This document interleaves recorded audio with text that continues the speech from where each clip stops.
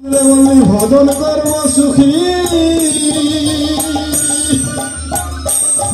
আর তখন আমার কর্ম দোষে ছয় বেটা জুটে এসে পাকা ধানকে নষ্ট করে বসে। তাই দেওয়া শস্য ভাঙলো হাল খেতে খেতে নামে হাল এ পেটে পেলাম না আর গো খেতে।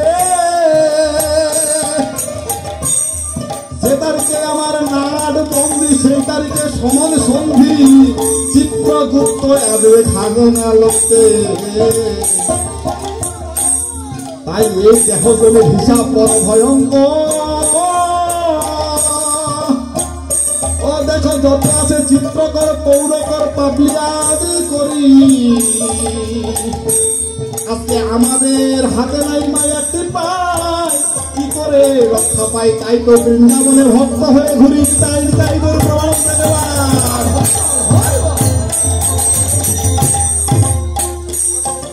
তাই সেই গোবিন্দকে পেতে হলে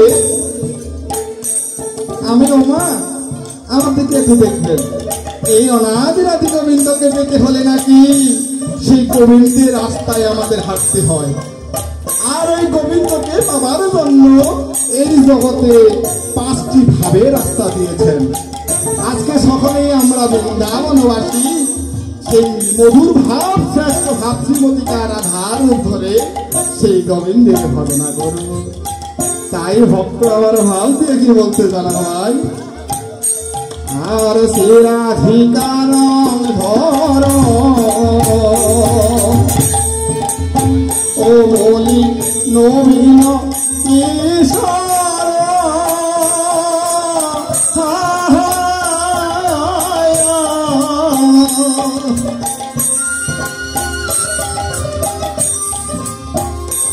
এই গোপীজন বল্লভ নবজনম ধর আর শ্রীরাধিকার ধর।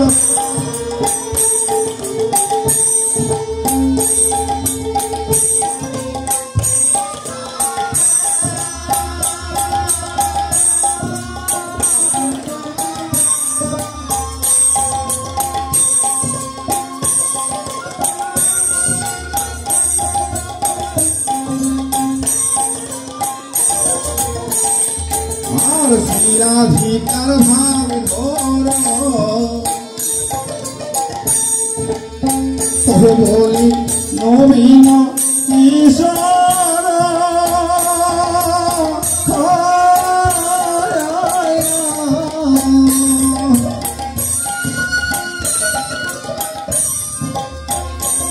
আর গোবিন্দ নবজনম ধর।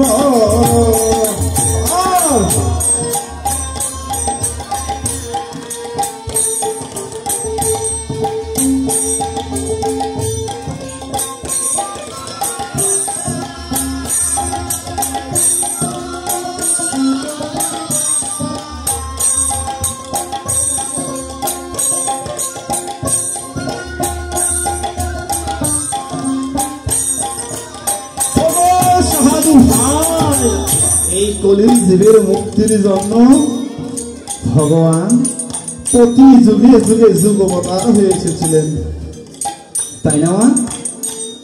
যেমন সত্য যুগে লক্ষ্মী নারায়ণ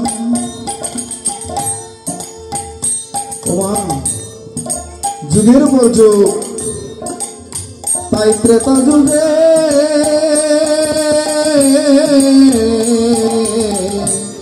রাম সীতা হন তারপরে মা কৃষ্ণ কালা